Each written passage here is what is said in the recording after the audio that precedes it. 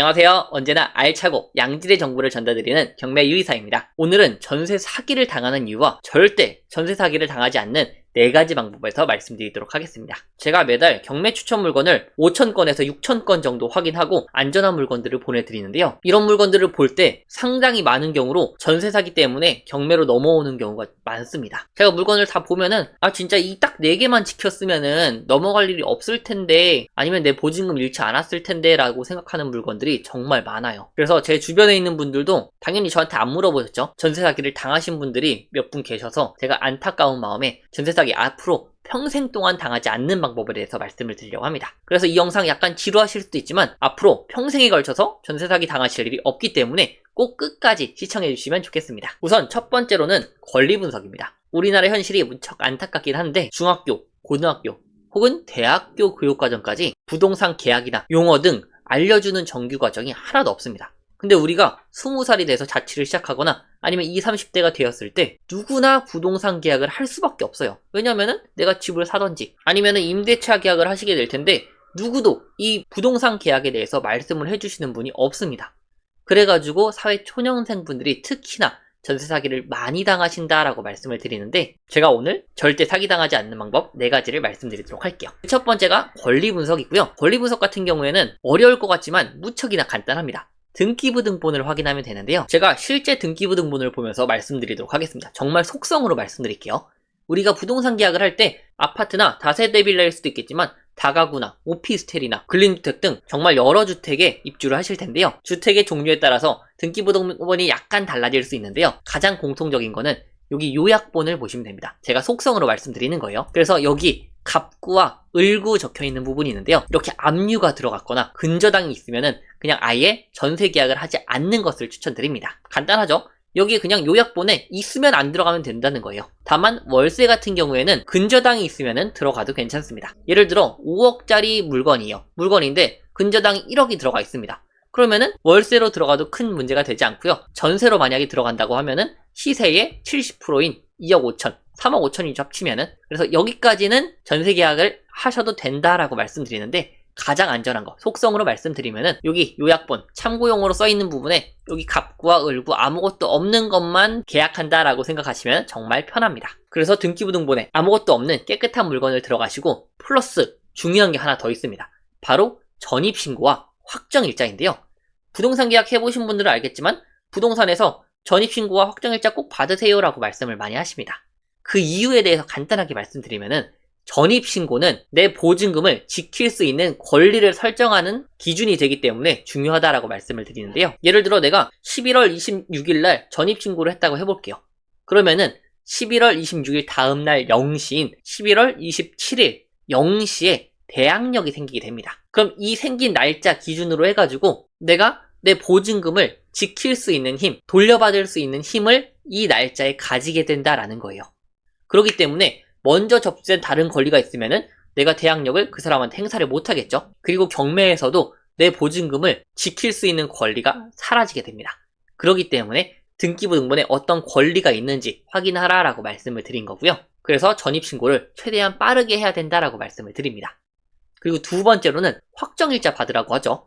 확정일자는 이코르 내 돈 언제 받을 수 있는지 그 일자를 정하는 겁니다. 그거를 우선 변제권이라고 하는데요. 그냥 편하게 우선적으로 내 보증금 돌려받을 수 있는 권리가 우선 변제권이에요. 그럼 그 우선 변제권은 언제 발생하느냐? 아까 말씀드렸던 대항력 발생일자와 확정일자 중에서 둘 중 늦은 날에 발생을 합니다. 그렇기 때문에 전입신고와 확정일자를 최대한 빠르게 받아놔야 된다라고 말씀을 드리는 거고요. 이게 부동산 계약할 때 기본적인 조건입니다. 자, 그럼 다음으로 권리 분석을 잘 해가지고 내가 맨 처음에 올라가 있어요. 그런데도 불구하고 전세 사기를 당하는 경우가 이 시세 파악을 못해서입니다. 대부분 전세 사기를 당해서 경매로 넘어오는 경우가 이 경우입니다. 시세 파악 때문에 넘어오는 거예요. 우리가 깡통주택이라고 하죠. 이 깡통주택이라는 거는 매매 시세보다 전세 시세가 훨씬 더 비싸기 때문에 이게 깡통이 되었다라고 말씀을 많이 하시는데, 그 이유가 시세 파악을 못해서입니다. 근데 중요한 거는 전세 시세만 파악하는 게 아니라 매매 시세도 파악해야 된다는 점이에요. 제가 사례를 보면서 말씀을 드려볼게요. 자, 이거는 어느 특정 지역의 빌라 거래량입니다. 기준일자는 21년도 1월부터 21년 12월 말까지 21년 1년 동안의 거래량이고요. 어떤 서울의 특정 지역입니다. 그래서 보시면은 여기 넘버 있죠? 여기 1번부터 해가지고 쭉 엄청나게 많죠? 네, 4,003개가 1년 동안 거래가 됐고요. 정말 거래량이 많은 지역이었습니다. 그래서 그 중에서 실제로 거래가 된 거는 3,831건이었는데요. 이 4,000건 가까이 되는 물건의 평균적인 평단가는 1,958만 원이었습니다.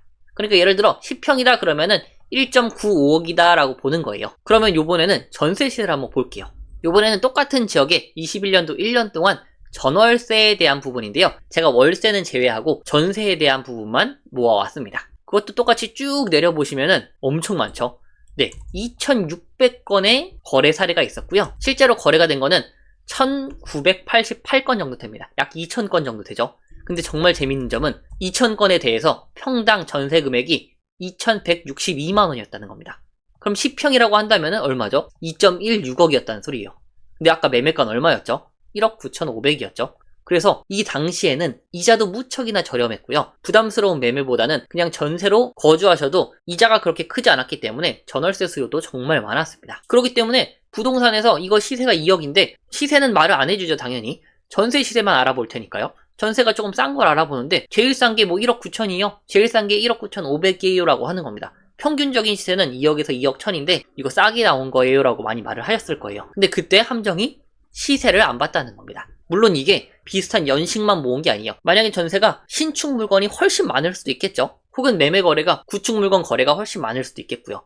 하지만 평균적으로 4,000건과 2,000건의 물건들을 전부 다 평균을 내봤을 때 평균적으로는 전세 시세가 높았다는 점입니다. 이거를 만약에 10%만 낮췄어도 매매 시세랑 거의 비슷했던 거예요. 실제로도 거의 비슷했습니다. 그래서 부동산 가보면은 제일 싼 게 1억 9천, 1억 9,500이에요. 남들 다 그렇게 거래해요. 그러니까 아 그게 싸게 나왔구나 하고 그냥 거래를 하게 되는 거예요. 그래서 이런 물건이 2억짜리가 1억 8천, 1억 7천이 시세가 되었을 때 내 보증금은 1억 9천, 1억 9,500이기 때문에 이게 깡통 전세가 되는 겁니다. 그래서 전세 거래를 할 때는 무조건 매매 시세도 같이 알아보셔야 된다라고 말씀드리고요. 시세가 2억이라고 하면은 시세의 70%까지가 안전하고요. 만약에 내가 경매로 직접 낙찰 받을 거다라고 하면은 80%까지도 괜찮습니다.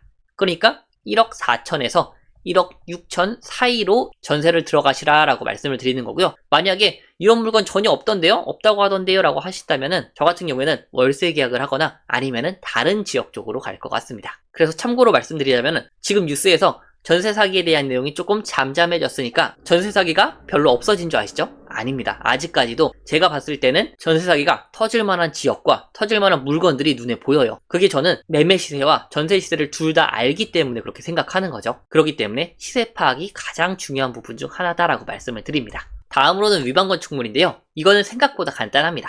위반 건축물이라 함은 공적인 장부와 실제 현황과의 차이가 있으면은 위반 건축물로 등재가 되는데요. 말이 어려우실 수 있어 쉽게 풀어드리면은 공적 장부는 국가가 가지고 있는 서류다라고 보시면 돼요. 대표적으로 우리가 많이 알고 있는 초본, 등본 혹은 가족관계증명서가 전부 다 국가가 가지고 있죠, 서류를. 그래서 그런 걸 공적 장부라고 하는데 부동산으로 따지면은 등기부 등본, 건축물 대장, 건축물 현황도 이런 게 다 공적 장부입니다. 그 공적 장부와 실제 현장을 갔을 때 그 현황과의 어떠한 차이가 있으면 그게 위반 건축물로 올라가는데요. 임대차 계약에서 우리가 주의할 거는 크게 두 가지입니다. 첫 번째는 용도가 중요하고요. 두 번째는 면적이 중요합니다. 이 부분에 대해서 하나씩 말씀드리면은 일단 용도 같은 경우에는 우리가 빌라나 아파트 혹은 다세대 주택 이런 데에 입주를 하실 텐데 간혹 가다가 사무소인데 그거를 주택으로 사용하는 경우가 있습니다. 그 용도는 어디서 확인하느냐?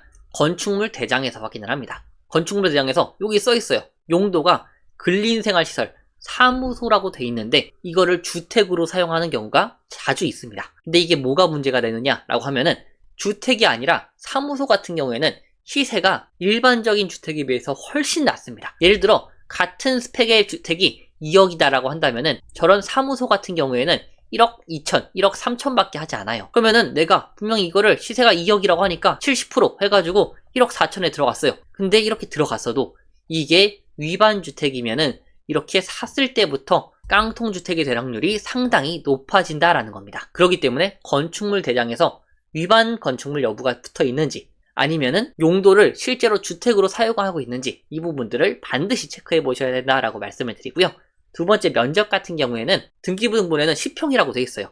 근데 뭐 실제로 가보니까 이거 뭐 확장해가지고 실제로는 15평이에요, 20평이에요 이렇게 말을 하는 거예요. 그런 부분이 여기 집합건축물대장에 위반 건축물로 딱 등재가 되는 순간 보증공사의 보증보험 가입도 어렵고요. 내가 10평이라고 했을 때 시세가 2억이었어요. 근데 20평에는 4억이었던 거예요. 근데 4억을 보고 70%를 전세금으로 주는 순간 손해를 볼 수 있다라는 겁니다. 그래서 위반 건축물, 그냥 간단하게 건축물 대장에서 이상한 부분이 있으면 안 들어가시면 됩니다. 간단하죠? 그리고 마지막 네 번째는 세금 체납입니다. 만약에 임차인 입장에서 임대인 집에 전세 계약을 하겠죠? 근데 임대인이 국세나 혹은 지방세가 체납이 돼 있다면은 그거를 임차인의 보증금보다 먼저 받아가게 됩니다. 그것도 예전에는 임차인이 먼저 전입을 했어도 특정 세금은 임차인보다 먼저 받아가는 경우가 있었는데요. 이제는 법이 바뀌어서 임차인보다 나중에 접수된 세금 같은 경우에는 임차인의 보증금을 더 빠르게 받아갑니다. 근데 문제는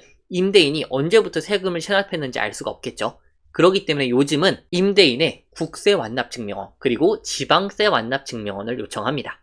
그래서 만약에 요청하지 않는 부동산이 있다 그러면은 임차인분께서 직접 요청을 해주시고요. 아니면 이제는 굳이 임대인의 허락 없이도 그 서류를 발급받아 볼 수가 있습니다. 그래서 국세, 지방세 완납 증명을 요청하셔서 둘 다 세금 체납이 영원으로 되어 있는지 한번 확인하실 필요가 있겠다라고 말씀드리고요. 우리가 전입신고한 그 다음날까지 세금이 없다라고 한다면은 그 이후에 부과된 세금 같은 경우에는 임차인의 보증금보다 순위가 밀리기 때문에 전세 보증금을 걱정할 필요가 없습니다. 그래서 오늘은 평생 동안 전세 사기 당하지 않는 방법에 대해서 알아봤고요. 다만 갑자기 시세가 폭락하는 것처럼 시세가 뭐 2억에서 1억이 됐다. 그러면은 당연히 깡통 전세가 될 수는 있어요. 하지만 아무리 시세가 떨어져도 30-40% 정도가 한계치고요. 그리고 곧 다시 돌아오는 경우가 많습니다. 그래서 빌라 같은 경우에는 70%까지는 역전세가 날 일이 거의 없다라고 생각해 주시면 될 것 같고요. 요약하자면은 등기부등본 확인하시고 전입신고 확정일자 잘 받으시고요. 시세 파악은 매매, 전세 시세 파악 둘 다 하셔야 된다라고 말씀드리고 매매 금액의 70% 이내로 하자입니다. 그리고 세 번째는 위반 건축물, 건축물 대장을 잘 확인하시면 되고요. 마지막은 국세, 지방세 완납증명원을 발급받아서 확인해 보시자. 이게 요약입니다. 이렇게만 확인하시면은 앞으로 살면서 전세 사기 당하실 일은 없을 거다라고 말씀을 드리고요. 혹시 좋아요나 호응이 좋다면은 제가 권리분석, 시세 파악, 그리고 위반 건축물, 세금 체납 등에 대해서 하나씩 정말 상세하게 말씀을 드려보도록 하겠습니다. 이 영상 보신 분들이 어떤 분들은 이렇게 생각하실 수도 있어요. 이걸 왜 우리가 다 알아야 되냐, 뭐 국가에서 해줘야 되는 거 아니냐 이렇게 생각하실 수도 있는데 냉정하게는 사회에서는 아무도 내 돈을 지켜주지 않습니다. 그렇기 때문에 기본적인 것들은 아셔야 된다라고 말씀을 드리고 우리가 가전제품을 살 때나 아니면 명품을 살 때 리뷰도 보고 뭐 후기도 보고 몇 날 며칠에 막 찾아가지고 아 이거를 골라야겠다라고 하는데 이렇게 수천 혹은 수억이 드는 엄청나게 큰 단위로 올라가는 이 거래를 그냥 아무런 공부도 없이 취득한다는 거는 저는 조금 이해가 되지 않습니다. 그렇기 때문에 전세 계약을 할 때 내 시간 하루에서 이틀 정도는 충분히 사용할 수 있다라고 생각을 하고 있어요.